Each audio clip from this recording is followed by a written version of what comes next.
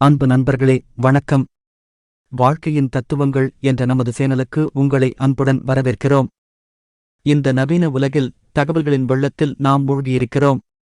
ஆனால் அந்த தகவல்களுக்குப் பின்னால் மறைந்திருக்கும் உண்மையான அரசியல் மற்றும் புவிசார் அரசியல் சூழ்ச்சிகளை புரிந்துகொள்வது மிகவும் அவசியம்.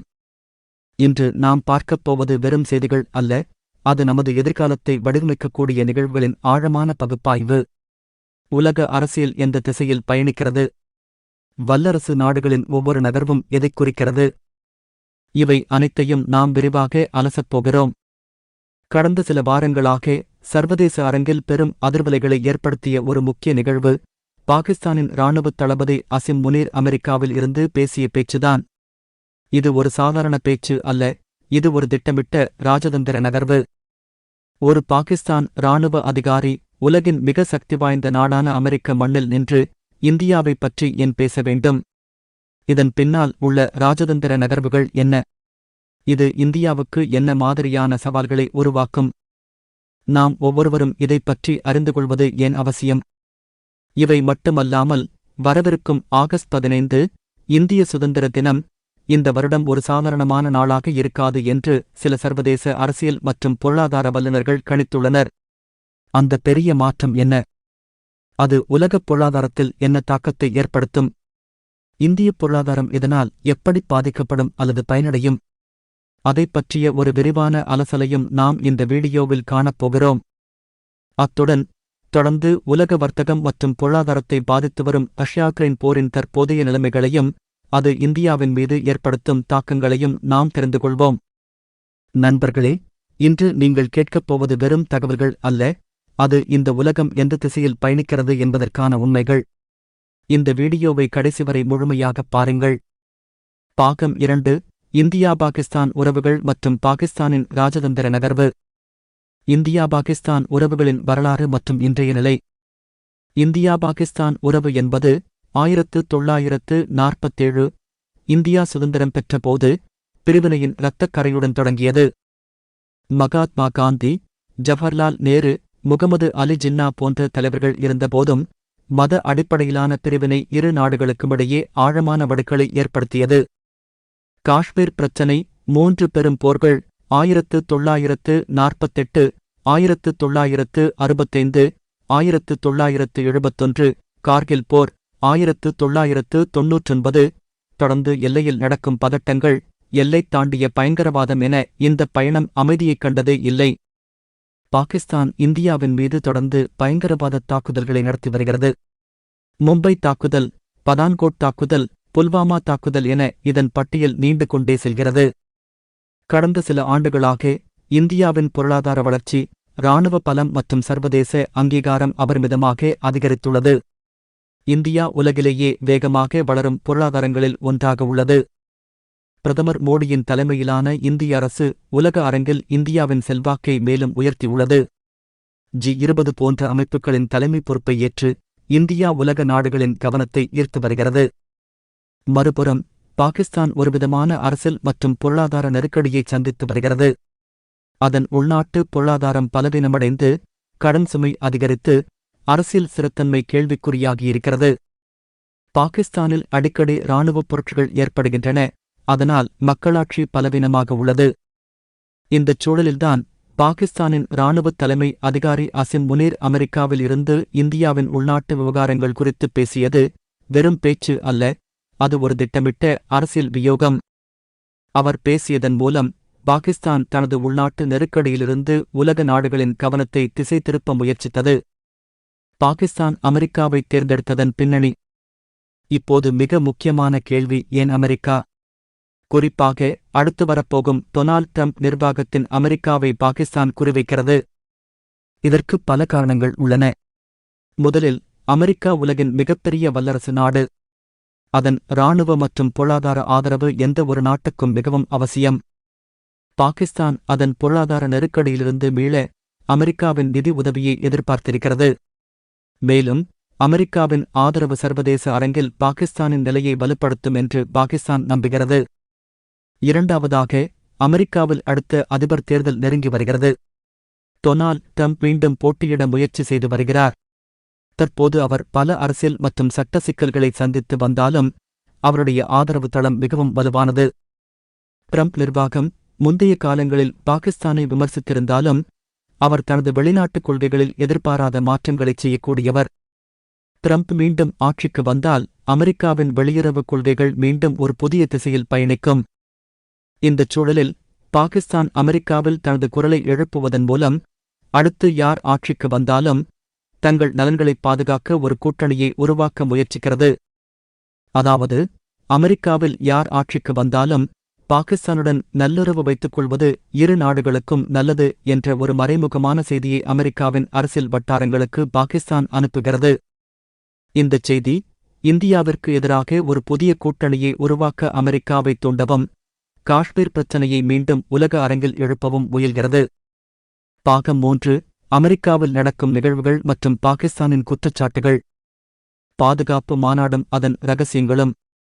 பாகிஸ்தான் இராணுவத் தளபதி அசிம் முனீர் அமெரிக்காவுக்கு பயணம் செய்ததன் முக்கிய காரணம் அங்கு தற்போது நடைபெற்றுக் கொண்டிருக்கும் ஒரு முக்கியமான பாதுகாப்பு நாட்டுத் தலைவர்கள் மாநாடு. இது வெளிப்படையாக பேசப்படும் பொது நிகழ்ச்சிகளைக் கடந்து மூடப்பட்ட கதவுகளுக்கு பின்னால் நடைபெறும் இரகசியப் பேச்சுவார்த்தைகள் நிறைந்த ஒரு மாநாடு. இந்த இரகசியப் பேச்சுவார்த்தைகள்தான் உலக சக்தி சமநிலையை தீர்மானிக்கக்கூடியவை. பாகிஸ்தான் இந்த மாநாட்டை ஒரு மேடையாக பயன்படுத்திக் கொண்டு உலக நாடுகளின் தலைவர்களிடம் காஷ்மீர் பிரச்சினையை மீண்டும் எழுப்பி இந்தியாவுக்கு சர்வதேச அளவில் நெருக்கடி கொடுக்க முயல்கிறது. இந்த மாநாட்டில் உலகளாவிய பாதுகாப்பு அச்சுறுத்தல்கள், பயங்கரவாதம் மற்றும் பொருளாதார ஒத்துழைப்பு போன்ற பல விஷயங்கள் குறித்து விவாதிக்கப்படும். பாகிஸ்தான் இந்த மேடையில் இந்தியாவை ஒரு பிராந்திய அச்சுறுத்தலாக சித்தரிக்க முயற்சிக்கிறது. மேலும் பாகிஸ்தான் ஒரு அமைதியை விரும்பும் நாடு என்றும் இந்தியாவின் ஆக்கிரமிப்பு நடவடிக்கைகளால்தான் பாதிக்கப்படுவதாகவும் ஒரு தவறான பிம்பத்தை உருவாக்க முயல்கிறது. பாகிஸ்தானின் குற்றச்சாட்டுகளும் இந்தியாவின் பதிலடியும். அசிம் முனீர் அமெரிக்காவில் ஆற்றிய உரையில் 3 முக்கிய குற்றச்சாட்டுகளை இந்தியாவின் மீது சுமத்தினார். காஷ்மீர் பிரச்சினை. காஷ்மீரில் இந்தியா சட்டவிரோதமாக மனித உரிமை மீறல்களில் ஈடுபடுவதாக குற்றம் சாட்டினார். இந்திய இராணுவம் அப்பகுதியில் உள்ள அப்பாவி மக்கள் மீது அடக்குமுறையை ஏவுவதாகவும் ஜனநாயக உரிமைகளை மறுப்பதாகவும் அவர் கூறினார். பாதுகாப்பு அச்சுறுத்தல். பாகிஸ்தானின் பாதுகாப்பிற்கு இந்தியா ஒரு அச்சுறுத்தலாக உள்ளது என்றும் பாகிஸ்தான் எந்த விலை கொடுத்தும் தனது எல்லைகளை பாதுகாக்கும் என்றும் அவர் உறுதியாக தெரிவித்தார். இந்தியா தனது அண்டை நாடுகளுக்கு எதிராக ஒரு ஆக்கிரமிப்பு மனப்பான்மையுடன் செயல்படுவதாக அவர் குற்றம் சாட்டினார். சர்வதேச சமூகம். இந்த பிரச்சனையில் சர்வதேச சமூகம் உடனடியாக தலையிட வேண்டும் என்றும் காஷ்மீர் பிரச்சனையை தீர்க்க ஐநாவின் தீர்மானங்களை அமல்படுத்த வேண்டும் என்றும் அவர் அழைப்பு விடுத்தார். ஆனால் இந்தியாவின் நிலைப்பாடு மிகவும் உறுதியானது.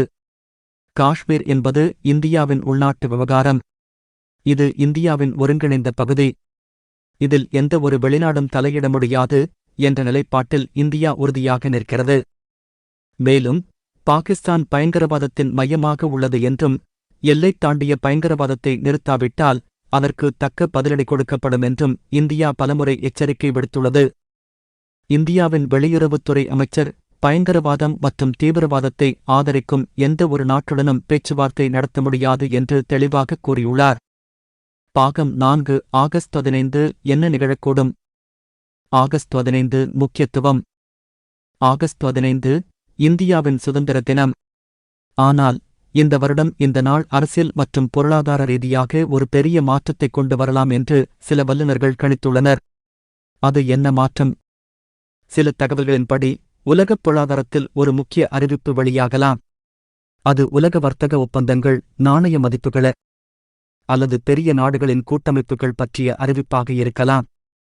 உதாரணமாக, பிரிக்ஸ் கூட்டமைப்பில் சில புதிய நாடுகள் இணைவதோ அல்லது புதிய வர்த்தக ஒப்பந்தங்கள் கையெழுத்திடப்படுவதோ இருக்கலாம். இந்த அறிவிப்பு உலகப் பொருளாதாரத்தின் திசையை மாற்றக்கூடிய ஒன்றாக இருக்கலாம். இந்த அறிவிப்பு அமெரிக்க டாலரின் ஆதிக்கத்தை சவால் செய்யலாம் என்றும் சில வல்லுநர்கள் கூறுகின்றனர்.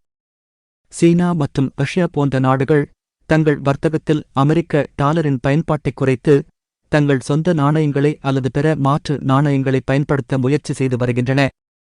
ஆகஸ்ட் 15 அன்று வரக்கூடிய அறிவிப்பு இந்த முயற்சிக்கு ஒரு உத்வேகத்தை கொடுக்கலாம். இந்தியா இந்தச் சூழ்நிலையை உன்னிப்பாக கவனித்து வருகிறது. கடந்த சில ஆண்டுகளாக இந்தியா தனது பொருளாதார ஸ்திரத்தன்மை, இராணுவ பலம் மற்றும் தொழில்நுட்பத் திறன்களை பலப்படுத்தி வருகிறது. இந்த மாற்றங்களை எதிர்கொள்ளவும் தனது தேசிய நலன்களை பாதுகாக்கவும் இந்தியா தன்னை முழுமையாக தயார்படுத்திக் கொண்டுள்ளது. ரஷ்யா உக்ரைன் போரின் தற்போதைய நிலை.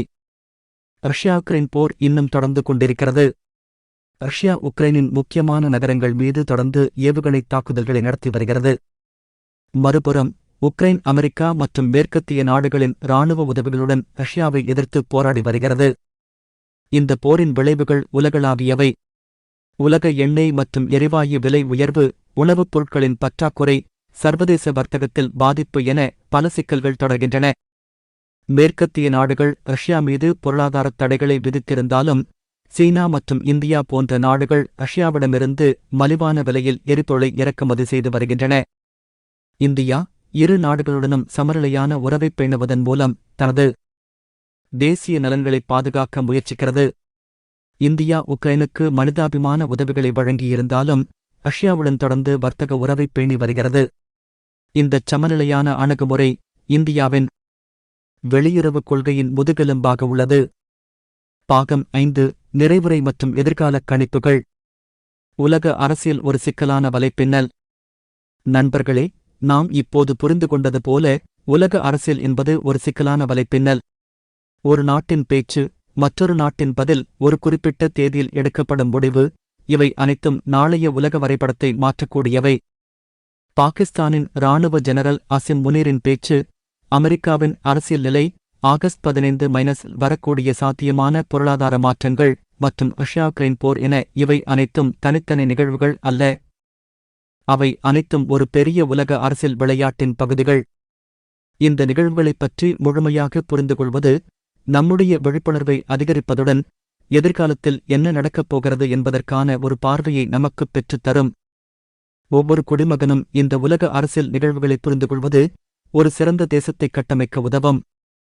நண்பர்களே, இத்தகைய ஆழமான அரசியல் மற்றும் தத்துவார்த்த விஷயங்களை மேலும் விரிவாக ஆராய வாழ்க்கையின் தத்துவங்கள் சேனலுடன் தொடர்ந்து இணைந்திருங்கள். அடுத்த வீடியோவில் இன்னும் ஒரு முக்கியமான உலக நிகழ்வு குறித்து ஆழமான விளக்கங்களுடன் உங்களைச் சந்திக்கிறோம். அதுவரை நன்றி, வணக்கம்.